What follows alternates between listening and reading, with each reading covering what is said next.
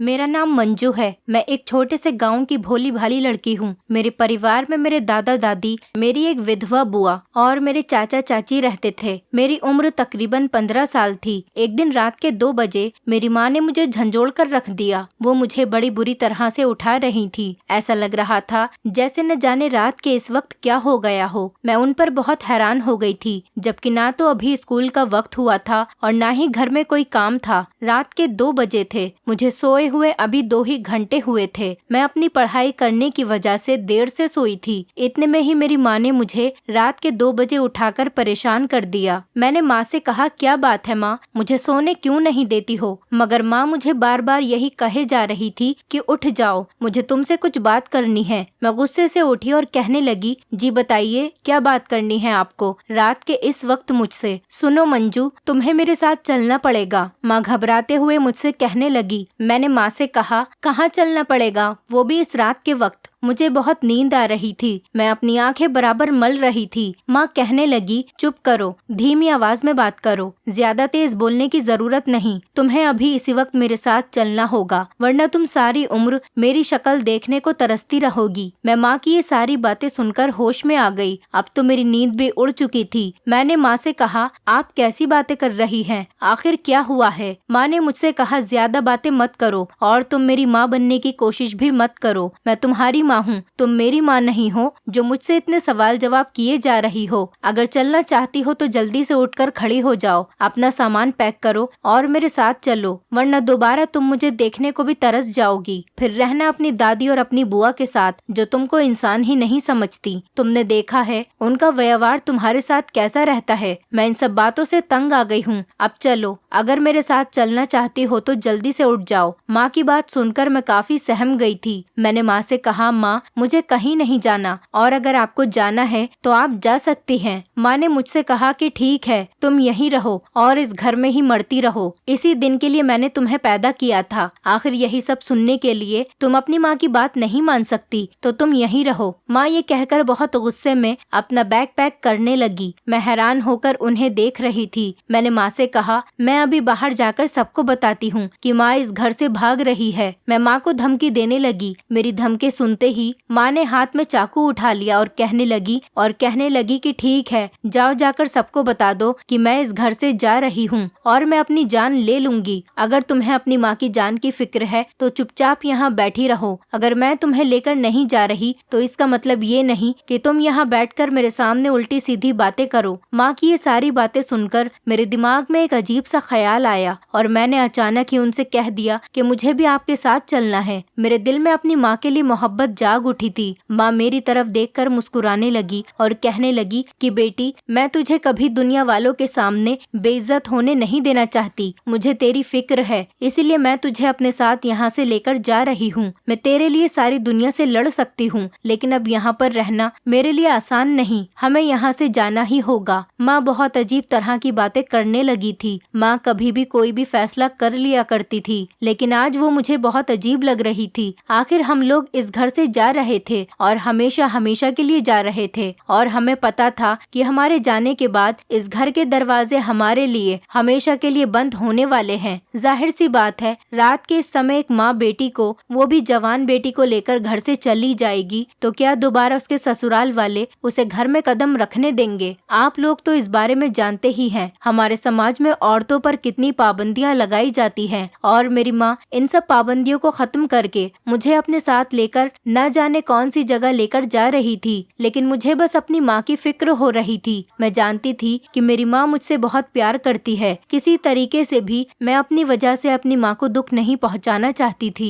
इसलिए मैं तैयार होकर अपनी माँ के साथ खड़ी हो गई। मेरी माँ ने एक सफेद चादर ली और उससे खुद को अच्छी तरह से ढक लिया और एक चादर माँ ने मुझे दी और कहने लगी कि तुम भी अपने आप को ढक लो। उसके बाद हम धीरे धीरे दोनों अपना सामान उठाकर घर से बाहर चलने लगे। माँ ने मुझसे कहा था किसी तरह का शोर मत करना, किसी को हमारे बारे में पता नहीं चलना चाहिए। और हम पीछे के दरवाजे से घर के बाहर चले गए। मैं माँ से कहने लगी, माँ आप में इतनी हिम्मत कैसे आ गई कि आप रात के इस वक्त यहाँ से अकेले निकल रही हो? जब हम घर का दरवाजा खोलकर जा रहे हैं तो जरूर किसी न किसी को सुबह होते ही हमारे बारे में पता चल ही जाएगा। माँ आपको तो किसी बात की भी परवाह नहीं है कि वो लोग हमारे बारे में क्या सोचेंगे। माँ मुझे कहने लगी, जब हम लोग ट्रेन में बैठ जाएंगे तब मैं तुम्हें सारी बात बता दूंगी। हम लोग जैसे तैसे छुप छुप कर रेलवे स्टेशन की तरफ गए और वहाँ जाकर नजीबाबाद की ट्रेन में बैठ गए। मैंने माँ से वही सवाल दोबारा दोहराया। माँ कहने लगी, क्या तुम्हें पता है जिस दुनिया में तुम जा रही हो वहाँ पर हम दोनों महफूज रहेंगे? मैंने माँ से कहा, आप तो ऐसे कह रही हो जैसे मैं कोई पेड़ से गिरा हुआ फल हूँ। माँ गुस्से में कहने लगी, चुपचाप बैठी रहो, तुम्हें तो कोई बात समझ ही नहीं आती। मैंने माँ से कहा, माँ अब तो मुझे बता दो कि हम लोग कहाँ जा रहे हैं। माँ मुझसे कहने लगी, तुम्हें नहीं पता मंजू, तुम्हारी बुआ ने क्या कर रखा था? वो मेरी जान लेना चाहती है, इसलिए कि तुम्हारे पिता यहाँ नहीं बल्कि दूसरे देश में काम करते हैं। तुम्हारे पिता ने वहाँ पर दूसरी शादी कर ली है। ये लोग मुझे मारकर उस दूसरी औरत को यहाँ पर रखना चाहते हैं। माँ मुझसे आंखों में आंसू भरकर कहने लगी, मंजू अगर मैं आज यहाँ से नहीं निकलती तो सुबह तुम्हें मेरा मरा हुआ मुंह देखना पड़ता। तुम जानती हो इन लोगों ने मुझे मारने का पूरा इंतजाम कर लिया था। माँ की बातें सुनकर मैं तो बहुत बुरी तरह से डर गई थी। मैं सोच भी नहीं सकती थी कि मेरे ही घर वाले, मेरी बुआ और मेरे दादा दादी मेरी माँ की जान के दुश्मन बन जाएंगे, सिर्फ इसलिए कि मेरे पिता ने वहाँ दूसरे देश में जाकर एक अमीर औरत से शादी कर ली थी। वो लोग यही चाहते थे कि अगर वो औरत हमारे घर में आ जाती तो उसके मायके वाले यहाँ पर भी मेरे पिता और उनके घर वालों को काफी सारे पैसे देते। मुझे ये सोच सोच कर शर्म आ रही थी कि आखिर दुनिया में कैसे कैसे लोग हैं। माँ बताने लगी, बस वो लोग उसी औरत को घर में लाकर बसाना चाहते थे और दूसरी औरत को ये दिखाना चाहते थे कि उनके बेटे की कोई पहली पत्नी नहीं है, इसीलिए वो लोग तुम्हारी माँ को रास्ते से हटाना चाहते थे। माँ की बात सुनकर तो मैं बहुत परेशान हो गई थी। मेरे तो दिल ने काम करना ही बंद कर दिया था। मेरे दिमाग में बस यही ख्याल आ रहा था कि अब हम सारी जिंदगी अपने पिता के बगैर ही गुजारेंगे। मैंने माँ से सवाल किया, माँ क्या पिताजी कभी हम लोगों के साथ नहीं रहेंगे? हमें उनके बगैर ही जिंदगी गुजारनी पड़ेगी। माँ ने कहा, हाँ बेटी, हमें तुम्हारे पिता के बगैर ही जिंदगी गुजारनी पड़ेगी। अब तुम ये समझ लो कि तुम्हारे पिता अब इस दुनिया में नहीं रहे। वो कभी भी हमें उस दूसरी औरत के सामने कबूल नहीं करेंगे, इसलिए मैं तुम्हें उस घर से लेकर आ गई हूँ। जब उन्हें पता चलेगा कि मैं तुम्हें अपने साथ लेकर उस घर से भाग गई हूँ, ये सुनने के बाद तो वो बिल्कुल भी हमें नहीं अपनाएंगे। वो यही अंदाजा लगाएंगे कि न जाने मैं तुम्हें खराब करने या बेचने के लिए कहीं लेकर चली गई हूँ। हालांकि बेटी तुम जानती हो कि मैं तुमसे कितना प्यार करती हूँ। माँ ने मुझे अपने गले से लगाते हुए कहा। मैं और माँ दोनों एक दूसरे से लिपटकर रोने लगे। मैंने सोचा नहीं था कि मुझे इस तरह से अपना घर छोड़ना पड़ेगा। पिताजी ने हम दोनों को छोड़ दिया था, वो भी बीच रास्ते में, वो भी उस दूसरी अमीर औरत से शादी करने के लिए। हम माँ बेटी के लिए इससे ज्यादा दुख की बात क्या हो सकती थी। ट्रेन में हमारे सामने ही एक जवान लड़का बैठा हुआ था। मैंने देखा कि वो लड़का बहुत गौर से हमारी बातें सुन रहा था, इस तरह से देख रहा था जैसे वो हमें पहले से ही जानता हो। सफर बहुत लंबा था, शायद वो भी हमारी बातें सुनकर अपना दिल बहला रहा था या फिर ऐसे ही हमें देख रहा था। लगभग 8 घंटे का सफर तय करने के बाद हम लोग नजीबाबाद पहुंच चुके थे। फिर हमने स्टेशन से एक ऑटो पकड़ी, उसमें माँ और मैं बैठकर न जाने कौन सी जगह चले गए थे। माँ ने रिक्शे वाले को एक पता बताया और कहने लगी कि हमें इसी पते पर छोड़ना। सुबह के 11 बज चुके थे। हम एक घर के पास आ गए थे।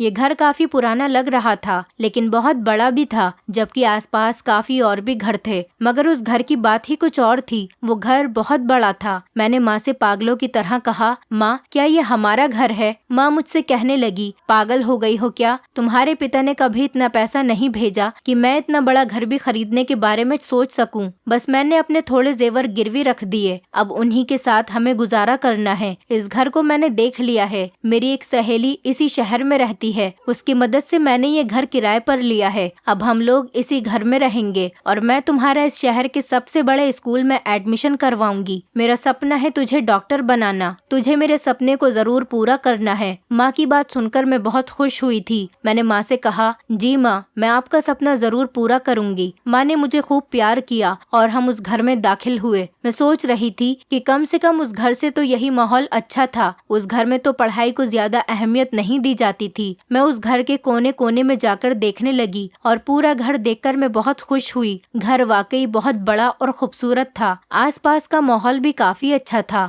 गलियां बहुत चौड़ी चौड़ी थीं और मैंने पहली बार उस घर के अलावा शहर का माहौल देखा था। मुझे तो ये सब कुछ बहुत ही नया और अनोखा लग रहा था। हम लोग यहाँ रहने लगे। हमें यहाँ आए हुए 3 दिन गुजर चुके थे। हमारे घर के दरवाजे पर दस्तक हुई। मैंने दरवाजा खोला तो देखा कि एक मूंछों वाला आदमी दरवाजे पर खड़ा हुआ है। मैंने माँ को अंदर जाकर बताया कि बाहर कोई आए हैं। उन्होंने मुझसे कहा कि तुमसे किसने कहा था, तुम जाकर दरवाजा खोलो। आइंदा कोई भी आए तुम्हें आकर फौरन मुझे बताना है। मैं माँ को देखकर हैरान हो गई। उन्होंने मुझसे कहा, अब जल्दी जाओ और कहीं जाकर छुप जाओ। किसी के भी सामने आने की कोई जरूरत नहीं। मैं अपने कमरे में चली गई। माँ ने बताया कि वो मकान मालिक था और एडवांस लेने के लिए आया था। माँ ने जाकर उसे पैसे दिए और दरवाजा बंद करके अंदर आ गई। माँ मुझे देखकर बहुत गुस्सा कर रही थी। मैंने माँ से पूछा, क्या हुआ है माँ? माँ ने बात को घुमा दिया और कहने लगी, तुम इतना परेशान मत हुआ करो। मैं तुम्हारा एडमिशन एक अच्छे स्कूल में करवाना चाहती हूँ। तुम मुझे बताओ कि तुम कौन से कॉलेज में पढ़ना चाहती हो। माँ ने मेरे पास आते हुए कहा। माँ मुझे बहुत प्यार करती थी। कुछ ही दिनों बाद मेरा एडमिशन हो गया और मैंने स्कूल जाना शुरू कर दिया। जिस स्कूल में मेरा एडमिशन हुआ था वो स्कूल तो काफी अच्छा था, लेकिन बहुत महंगा भी था। वहाँ पर हर चीज पैसों की मिलती थी। कॉपी किताबें भी महंगी मिलती थी और स्कूल की फीस भी बहुत थी। गांव में तो सब कुछ सस्ता होता था। मैं वहाँ के सरकारी स्कूल में पढ़ती थी, इसीलिए मुझे शहर का स्कूल गांव के स्कूल के मुकाबले बहुत महंगा लग रहा था। मैंने माँ को ये बात बताई तो वो सोचने लगी और कहने लगी, मंजू तुम्हें फिक्र करने की कोई जरूरत नहीं। मैं तुम्हारी माँ नहीं बाप भी हूँ। आगे से तुम ऐसी बातें सोचना भी मत। जितना भी खर्च होगा मैं उठाने के लिए तैयार हूँ। बस तुम अपनी पढ़ाई पर ध्यान दो। माँ ये बात कहकर मुझे बहुत तसल्ली दिया करती थी। लेकिन कुछ दिनों से मैं नोटिस कर रही थी कि घर में नए नए तरीके की चीजें मौजूद होने लगी जो हम अपने पैसों से तो कभी भी नहीं ला सकते थे। फिर एक दिन हमारे घर में अजीब सी बात हुई। मैं कॉलेज से घर आई। उस दिन मैं कॉलेज से छुट्टी लेकर आ गई थी। उस दिन मुझे अपनी तबीयत कुछ ठीक नहीं लग रही थी। मैं जैसे ही छुट्टी लेकर घर आ गई मगर घर का दरवाजा खुला देखकर मैं चौंक गई थी। मैंने अंदर झांक कर देखा तो माँ बैठी हुई थी। माँ के साथ कोई उम्रदार औरत और एक आदमी भी वहाँ पर मौजूद था। उन्हें देखकर तो ऐसा लगता था कि वो माँ के जानने वाले तो नहीं बल्कि ये लोग तो कोई और ही लग रहे थे। माँ ने मुझे पहले ही समझा रखा था कि घर में कोई भी आए तुम्हें उनके सामने नहीं आना है, तो इसीलिए मैं घर के बाहर ही उन लोगों के जाने का इंतजार करने लगी जबकि वो लोग घर के आंगन में बैठे हुए थे।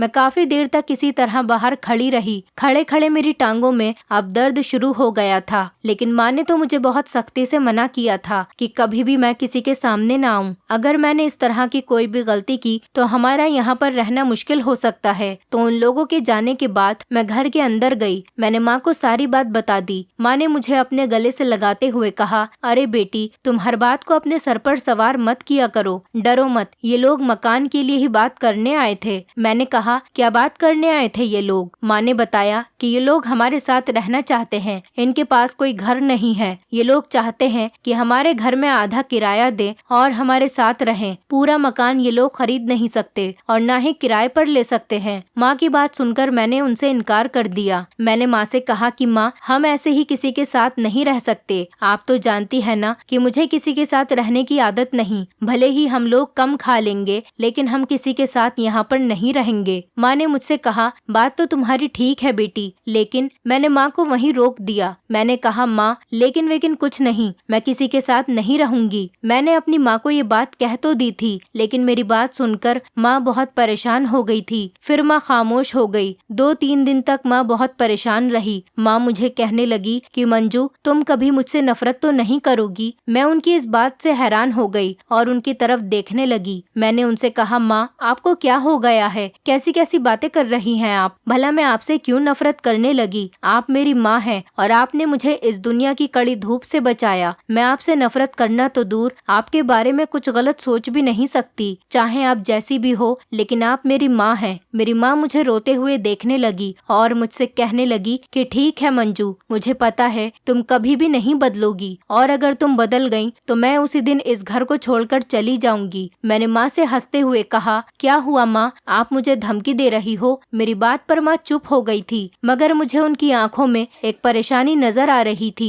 जो वो मुझे बता नहीं पा रही थी। फिर एक हफ्ता गुजर गया और माँ ने मुझे एक और खबर सुनाई। उन्होंने मुझसे कहा कि मंजू, मैं घर के बीच में पर्दा लगाना चाहती हूँ, लेकिन हमें उन लोगों को इस घर में जगह देना बहुत जरूरी है। मैंने माँ से कहा, क्यों माँ, आखिर ऐसी भी क्या मजबूरी है? हमारे पास पैसों की इतनी भी कमी नहीं कि आप इस मकान को आधा आधा करो। आप उस मकान मालिक को समझा क्यों नहीं देती? माँ ने मुझसे कहा, बेटी तुम्हारी बात बिल्कुल ठीक है, हमारे पास ईश्वर का दिया सब कुछ है, लेकिन फिर भी हमें उन लोगों को इस घर में जगह देनी ही पड़ेगी। मकान मालिक मेरी बात सुनने को तैयार नहीं है। अब मैं माँ से क्या जिद कर सकती थी? आखिर वो भी उस मकान मालिक से मजबूर थी। कुछ दिनों से मैं एक बात नोटिस कर रही थी कि हमारे घर में काफी अच्छी तरह तरह के पकवान बन रहे थे। दूध, सब्जी, चावल, फल, हमारे घर में हर तरह की चीजें मौजूद थी। अब हमारे घर में किसी भी तरह की कोई तंगी नहीं थी। माँ हमेशा एक ही बात किया करती थी कि ईश्वर का दिया हमारे पास सब कुछ है। काफी दिनों से मैं ये सब कुछ होता हुआ देख रही थी। हमें यहाँ आए हुए 3 साल गुजर चुके थे। जब हम लोग यहाँ आए थे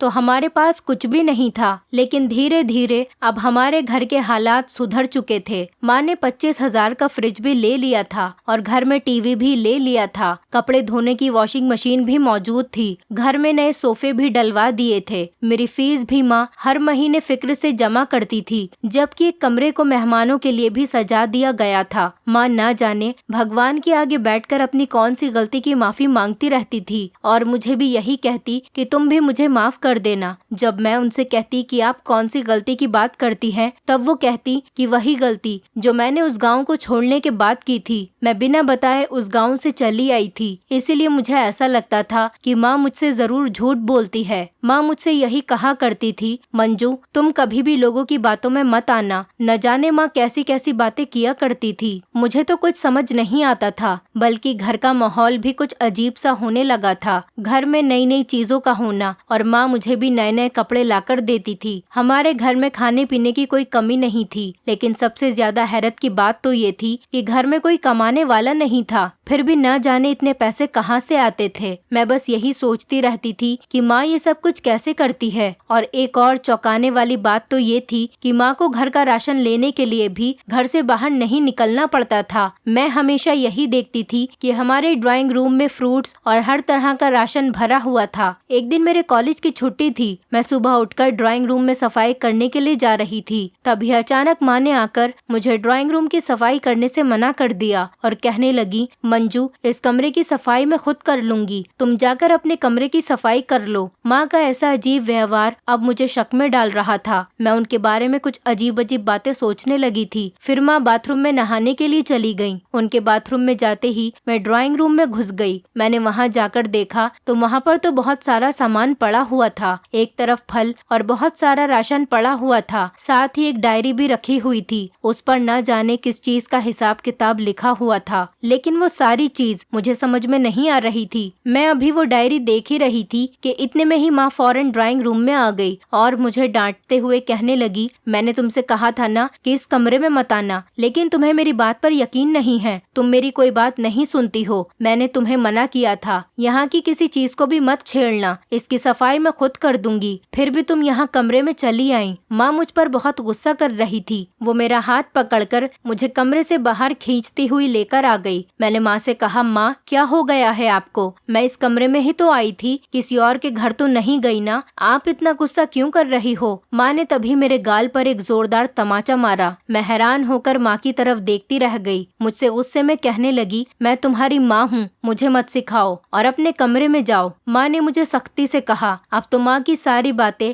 मेरी समझ से बाहर हो गई थी। हालांकि उनको ऐसा करना नहीं चाहिए था। मैं अपने कमरे में जाकर खूब रोने लगी। उन्होंने ये भी नहीं सोचा कि मैं उनकी इकलौती बेटी थी और अपने पिता से भी दूर थी। मैं एक नाजुक दौर से गुजर रही थी। मुझे अपनी माँ से इस थप्पड़ की उम्मीद नहीं थी, मगर मेरी माँ को इस बात की कोई परवाह नहीं थी। बस वो हमेशा मुझे डांटती रहती थी और कहती थी कि तुम बेवजह हर बात पर मत बोला करो। 2 दिन तक मैं अपनी माँ से नाराज रही, क्योंकि मैं नहीं जानती थी कि वो आखिर मेरी इतनी छोटी सी बात पर मुझे थप्पड़ कैसे मार सकती है। रात को जब मैं सोने जा रही थी, माँ मेरे कमरे में खाना लेकर आई। मैंने 2 दिन से खाना भी नहीं खाया था। माँ मुझसे माफी मांगने लगी और कहने लगी कि इन दिनों मैं काफी परेशान चल रही हूँ, इसीलिए मेरा गलती से तुम पर हाथ उठ गया था, तुम मुझे माफ कर दो। मैं माँ को ऐसी माफी मांगते हुए नहीं देख सकती थी, इसलिए मैंने मुस्कुराते हुए उन्हें गले से लगा लिया और खाना भी खा लिया। उस दिन के बाद से ही मुझे माँ की कोई बात बुरी नहीं लगती थी। उनके सख्त मिजाज की मुझे आदत हो चुकी थी। एक दिन मैं अपने कमरे में बैठी हुई सोच रही थी कि उस दिन कोई बात तो थी जो माँ ने मुझे गुस्से में आकर थप्पड़ मारा था। कोई तो बात है जो उनको परेशान करती है, वरना कोई भी माँ अपनी बेटी को सिर्फ एक कमरे में जाने की वजह से क्यों थप्पड़ मारेगी। न जाने वो किस बात से परेशान है। वो अपनी परेशानी मुझे बताती भी नहीं, हर वक्त किसी गहरी सोच में डूबी रहती है। जब मैं उनसे बात करना चाहती हूँ तो वो चौंक जाया करती थी। माँ ने कुछ दिन के बाद घर के बीच में पर्दा लगा दिया था। मैंने माँ से पूछा ये क्या है, तो वो कहने लगी कि मकान मालिक ने सख्ती से कह दिया है कि इस घर में एक और किराएदार भी हमारे साथ आकर रहेंगे। मैंने माँ से कहा, माँ आपने उस मकान मालिक से ये नहीं कहा कि हम उसको पूरे मकान का किराया देते हैं, तो फिर क्यों इस घर में कोई और आकर रहेगा। माँ कहने लगी, मैंने उस मकान मालिक को बहुत समझाने की कोशिश की थी, लेकिन वो मान ही नहीं रहा। उसने मुझसे कहा कि तुम चाहो तो किराया आधा कर सकती हो, मगर ये लोग इसी घर में रहेंगे क्योंकि ये उस मकान मालिक के रिश्तेदार हैं, और वैसे भी मोहल्ले वालों का कहना है कि वो अजनबी लोगों को अपना मकान किराए पर नहीं दे सकते, इसीलिए वो उन लोगों पर भरोसा करके उनको हमारे घर में ही रखना चाहता है। मैंने माँ से कहा, उसके रिश्तेदार यहाँ आ ही क्यों रहे हैं, जहाँ पर रहते हैं वहीं रह सकते हैं। माँ मुझसे कहने लगी, बेटी ये उनका आपसी मामला है, अगर ये घर हमारा होता तो हम इसमें अपने हिसाब से रह सकते थे, जबकि ये किराए का मकान है तो हम इसमें कुछ नहीं कर सकते। मैंने माँ से कहा, माँ हम इतने वक्त से इस मकान में रह रहे हैं, फिर भी उस मकान मालिक ने हमारी बात नहीं मानी। इस बात पर माँ ने नजरें झुका ली और धीमी आवाज में कहने लगी, हाँ पता नहीं लोग हमें क्या समझते हैं, कुछ लोगों को लगता है कि हम यहाँ रहने के काबिल नहीं। मकान मालिक कहता है कि तुम लोग या तो मकान छोड़कर चली जाओ या तो फिर अपने साथ किसी और को भी रखो, वरना मैं तुम लोगों को इस घर से निकाल दूंगा। ये बात सुनकर तो अब मुझे माँ पर ही शक होने लगा था, क्योंकि आज तक मकान मालिक हमारे घर पर नहीं आया था और न ही उसने हमसे आकर किराया मांगा था। माँ हर महीने उसके घर जाकर किराया देकर आती थी, मगर फिर भी वो ऐसी बातें कर रहा था,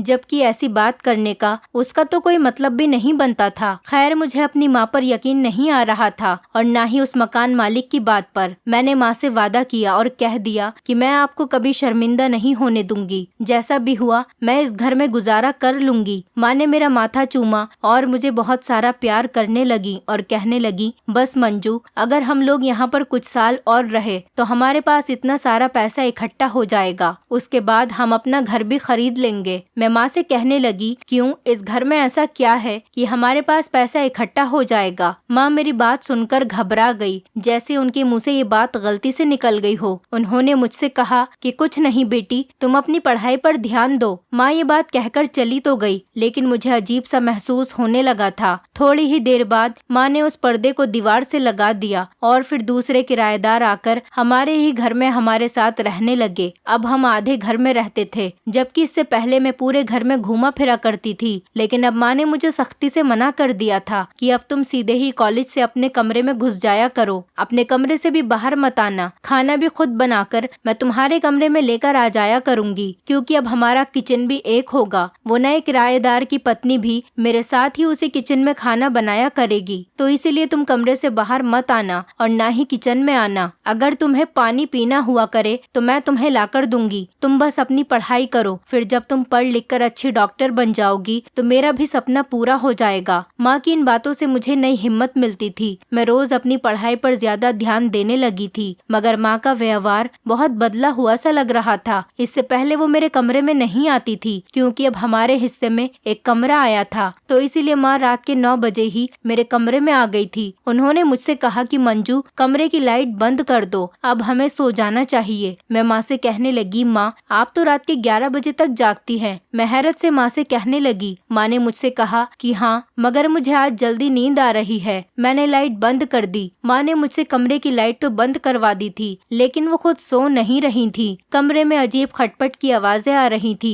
जैसे कोई इधर से उधर कोई चीज रख रहा हो। मैंने माँ से पूछा, माँ ये कैसी आवाज है? तो माँ मुझे डांटने लगी और कहने लगी, तुम अपने काम से काम रखो, तुम्हें क्या परेशानी है, मैं कुछ भी करूँ। मैं डर के मारे खामोश हो गई। थोड़ी देर के बाद मुझे अपने बेड के नीचे कुछ अजीब सा महसूस हुआ। मैंने अंधेरे में ऐसे ही महसूस करते हुए अपने बेड के नीचे हाथ लगाया तो मुझे ऐसा महसूस हुआ कि बेड के नीचे कोई ठंडी ठंडी चीज है। मैंने हाथ लगाकर इस चीज को और ज्यादा महसूस करने की कोशिश की, लेकिन माँ ने मुझे एकदम डांट दिया और कहने लगी कि क्या कर रही हो, इतनी रात हो चुकी है, आराम से नहीं सो सकती हो। मुझे समझ नहीं आया कि माँ को आखिर कैसे पता चला कि मैं अपना हाथ नीचे रख रही थी। मैं हैरान हो गई, लेकिन फिर मैं सो गई। लेकिन 2 दिन के बाद मैं इस बात को भूल चुकी थी। अब तो माँ रोज ही रात होते ही मेरे कमरे में आकर कहने लगती, चलो तुमने बहुत पढ़ लिया, अब तुम अपनी किताबें बंद करो ताकि मैं कमरे की लाइट बंद करूं और हम सो जाएं। वैसे भी अब बिजली का बिल बहुत ज्यादा आने लगा है। मैं इसीलिए भी हैरान होती थी कि माँ ने कभी भी मुझे पढ़ने के लिए मना नहीं किया था, चाहे मैं कितनी भी रात तक पढ़ाई करती थी। बल्कि वो तो हमेशा यही कहा करती थी, तुम अपनी पढ़ाई पर ध्यान दो। मगर अब तो वो मुझे पढ़ने ही नहीं देती थी। रात के 9 बजते ही फौरन वो कमरे में आकर लाइट बंद करने को कह दिया करती थी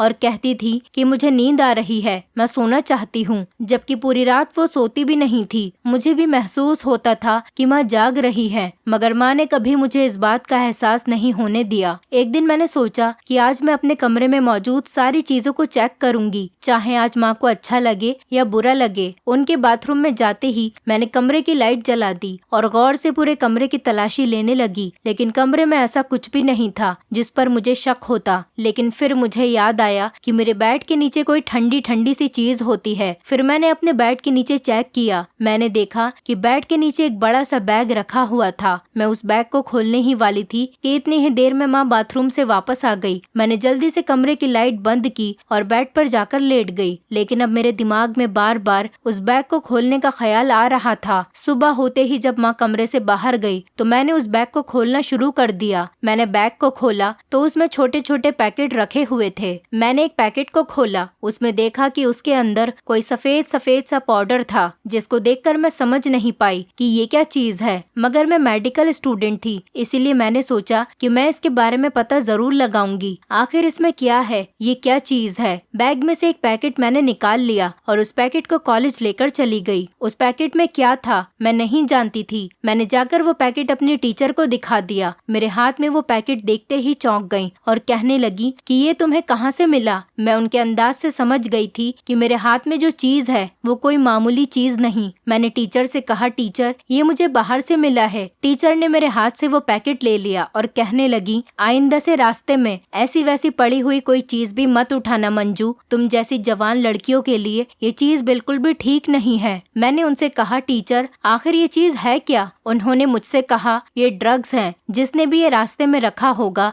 जरूर वो इंसान इस चीज का नशा करता होगा, वरना कोई आम आदमी नशा नहीं करता। मैं अपनी टीचर की बात सुनकर हैरान रह गई और घर जाते ही माँ के सामने जाकर खड़ी हो गई। मैंने माँ की तरफ देखते हुए कहा, माँ मेरे बेड के नीचे उस बैग में क्या रखा है। माँ कहने लगी, नहीं तो उसमें तो कुछ भी नहीं है। मैंने माँ से कहा, अब आपका झूठ और दिन नहीं टिक सकता, मुझे पता है उस बैग में ड्रग्स हैं। माँ ने घबराकर मेरे मुंह पर हाथ रख लिया और कहने लगी, क्या कह रही हो मंजू, पागल हो गई हो क्या, ये लोग सुन लेंगे। इसीलिए तो मकान मालिक को हम पर शक हो गया है कि मैं ये नशा बेचती हूँ, तभी तो उस मकान मालिक ने इन लोगों को इस घर में रखा है ताकि ये हम पर नजर रख सके। और तुम आकर सारा भांडा फोड़ रही हो और चीख चीख कर अपने राज इन लोगों को बताना चाह रही हो। माँ की बात सुनकर मैं चुप हो गई। मैंने माँ से कहा, माँ मगर आप ऐसा काम क्यों करती हैं, क्या आप भी नशा करती हैं। माँ ने मुझसे कहा, नहीं नहीं मंजू, मैं नशा नहीं करती, ये नशा नहीं, ये एक दवाई है। ये दवाई बहुत कीमती है, फिर भी लोग इसको खरीदते हैं। मैं इसे बेचती हूँ और इसी से पैसे कमाती हूँ। क्या करती बेटी, मुझे तेरी पढ़ाई का खर्च भी तो उठाना था। मैं अगर तेरी शिक्षा के बारे में नहीं सोचती तो मुझे ये सब कुछ करना नहीं पड़ता। मैं माँ से कहने लगी, माँ आप मेरी पढ़ाई का बहाना मत बनाओ। आपने अपने घर हर तरह का ऐशो आराम इकट्ठा करने के लिए ही ये सब कुछ किया है। मैं ये बर्दाश्त नहीं कर सकती कि मेरी माँ गैर कानूनी काम करे और गैर कानूनी काम करके ही पैसा कमाए। मैं अपनी माँ से बहुत नाराज हूँ। अब मैंने कॉलेज जाना भी छोड़ दिया। मैंने अपनी माँ को 5 दिन का समय दिया। अगर वो इस काम को छोड़ देती है तो मैं उनके साथ इस घर में रहूंगी, और अगर उन्होंने इस काम को नहीं छोड़ा तो मैं घर को और माँ को छोड़कर चली जाऊंगी। माँ मेरी इस धमकी से काफी डर गई थी। उनका कहना है कि अगर ये गैर कानूनी काम करना बंद कर दिया तो मेरी पढ़ाई भी रुक जाएगी। लेकिन मैं नहीं चाहती कि मेरी माँ की बदनामी हो, लोग उनको गलत समझें। अगर इस दुनिया को पता चल गया तो मेरी माँ की बहुत बेइज्जती होगी। अब आप लोग ही बताइए कि मैं अपनी माँ के साथ क्या करूं। मैं अपनी माँ को जेल भी नहीं भिजवा सकती क्योंकि मेरी माँ ने मेरे लिए काफी परेशानियां उठाई। मैं अपनी माँ के बगैर अकेले अपनी जिंदगी कैसे गुजारूंगी। अगर माँ को आज गलती का एहसास हो गया तो मैं उनको माफ कर दूंगी। कुछ दिनों के बाद ऐसा ही हुआ। माँ को अपनी गलती का एहसास हो गया। वो मुझसे माफी मांगने लगी। मैंने माँ से कहा, हम इज्जत से पैसा कमाएंगे। मैं कोई छोटी मोटी जॉब करके अपनी पढ़ाई का खर्चा खुद उठा लूंगी। आपको फिक्र करने की जरूरत नहीं। लेकिन अब सवाल ये था कि हम इतने सारे पैकेट का क्या करते। रात के वक्त हमने उन सारे पैकेट को